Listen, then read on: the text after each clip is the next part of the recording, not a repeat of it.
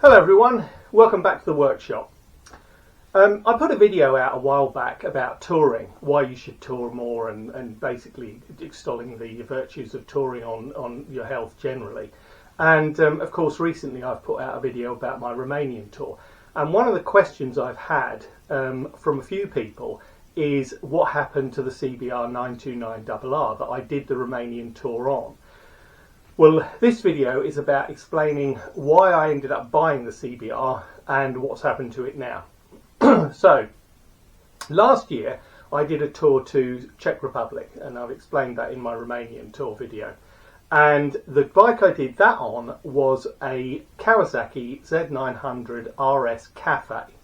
Now, I bought the Cafe, it was a 2021 model, and I bought it new with the intention of making changes to it. And I had a very good deal on the bike because the Cafes were not popular in the UK for some reason or other. People preferred the classics.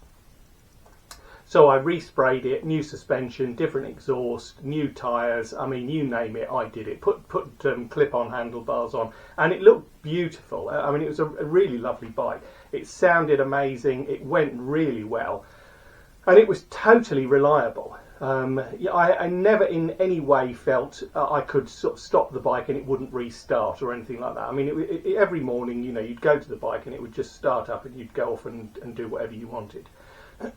Now, in December last year, my other half was going scuba diving, and I thought, well, I need to do something. So at the end of November, I set off for a circumnavigation of Spain, and I've done a video about my Spanish trip. So when I got back from Spain, I mean the weather was shocking. It was bloody freezing, loads of rain. The bike was absolutely caked in filth, and it just annoyed me that the bike got so dirty. And being a naked bike, of course, you know, to clean it, you almost need, you know, a surgeon to get into some of the nooks and crannies. Maybe that's another video. So, and I thought, well, I've previously toured on sports bikes. You know, I've toured on Gixxers, I've toured on Fireblades. So what I really need is a bike that's faired. You know, I need something with it's faired in, that if it does get dirty, at least it's relatively easy to clean. And of course the fairings will keep a lot of the crap off the bike anyway. So that was the rationale for looking for another bike. So after I got back in December from the Spanish trip, I immediately started looking for an alternative, and I've always liked the 929 model Fireblade. So I saw this bike, you know, the blue and yellow, for sale, and it had done 19,000 miles and it hadn't been run for a long time. I mean, I think in the last sort of 6 or 7 years it had only done about 400 miles. So my sort of thinking was, it's a Honda, obviously it'll be okay, because I've had Hondas before and they're super reliable, great bikes, nothing to worry about. What I'll do is I'll buy it and I'll restore it, you know, I'll bring it back to its former glory, which I did. And I spent loads of money on it, I mean way more than I should have done. And a big chunk of the money that I spent was spent on the engine being revitalised. I took it to a specialist tuning shop. I won't embarrass them by naming them, and they were supposed to fit a quick shifter, a power commander, put it on the dyno. The power commander would enable all of the coughing and farting that they are prone to at low revs. They would smooth all that out. It would simply reprogram it to make it into a super reliable bike. Well, they didn't. The bottom line is, I bought a pup. It was a 23-year-old bike that was really knackered, and the tuning shop, instead of saying to me, do you know what, this bike's a bit knackered, they just thought, we can make loads of money out of this guy, so let's just do everything. And the bill was huge, many thousands, which is like ridiculous. But of course, it's like that, you know, they phone you up and say, well, we found this and really you ought to do that. So, and you think, well, oh, all right then. And then of course the next day there's another phone call and another phone call, and it adds up.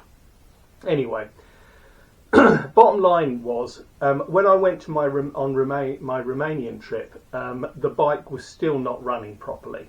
It didn't always start well. Sometimes it didn't start. The low speed engine management was just appallingly bad. Anything below 3,000 revs and you were struggling to pull away. And the thing is, for me, reliability is almost everything. I'd rather have a not very attractive reliable bike than a really good looking unreliable bike. I mean, reliability, the reason why I drive a Toyota Land Cruiser and a German sports car is because they're bloody reliable. I don't need to worry. When I get in my car and I turn the key, it starts. And I know it will start because it's German and it's well made. Same as the Toyota. Well, when I went on the Romanian trip, when I tour typically, you know, I've been riding a long time, and when I stop at lights, particularly if I'm drifting up to some traffic lights and they're on red, I will put the bike in first gear and stop and switch the engine off. Because then I can stretch my back a bit, don't need to worry about putting the brake on because of course, you know, it's in gear, it's not going anywhere, and I'm ready to go. And then when the lights change to green, I'll just pull the clutch in, flick the starter button, and I'm away.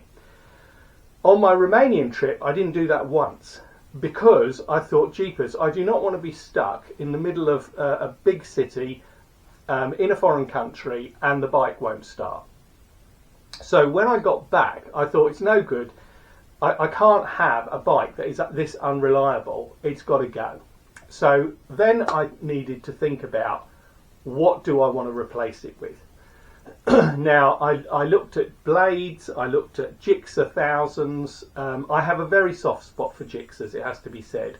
I've had two Gixxer thousands, and the first one I had, which was a K7 2007 series bike, was my favourite bike of all time, and it's one of those things that I'm always trying to recreate the feeling I had when I owned that bike. It was absolutely brilliant. So I mean, you know, I looked at a few things, I test rode a couple, but then up came this Gixxer 750, 2017 model, L7 model. And I thought, do you know what? I've never had a 750 Gixxer, and yet they are amazing bikes. I'll buy it. And so what I did was, I part-exed the CBR, which looked fantastic, it has to be said, but my God, was there problems with it, for the Gixxer. And the first time I rode the Gixxer, everything worked. You know, I mean, the engine purred. The rev counter was absolutely rock solid at 1150 revs. The clutch was just smooth. The gearbox was slick. Everything worked the way it should work. And the first time I actually rode it, and I pulled away and I did a couple of miles, the only way I can describe it is it was a bit like, you know, when you have fresh, clean sheets on the bed, okay, and it's time for beddy buys, so you go upstairs generally, unless you live in a bungalow, and you slide into these sheets, and it's a lovely feeling of luxuriousness. You know, you think, oh, that's really lovely. Oh, I do like clean sheets. Well, riding the Gixxer for the first time was exactly the same. It was like the motorcycling equivalent of fresh, clean sheets. Because I was just riding along thinking, oh my God, this is so lovely. You know, everything just works, and it's so easy, and such a complete contrast to the CBR. And I'm so glad I changed it. I've only done about 600 or 700 miles on the Gixxer, but already I really, really like it. And I've got a few changes to make to it. Not many, because it doesn't need it. And I will be doing a video about that at some point in the future. So that was the reason for changing the CBR. That was the reason why I no longer have it. if you like these videos and you like listening to me talk, then please subscribe. I've got about 610 subscribers as I speak right now, and it's now the second, or no, it's not. It's the third of July, 2023. I'd love to get to 1,000 subscribers. It would be fantastic. So tell me what you think. Please subscribe. Give me a thumbs up, whatever you feel is appropriate, and I'll see you next time. Thanks for watching.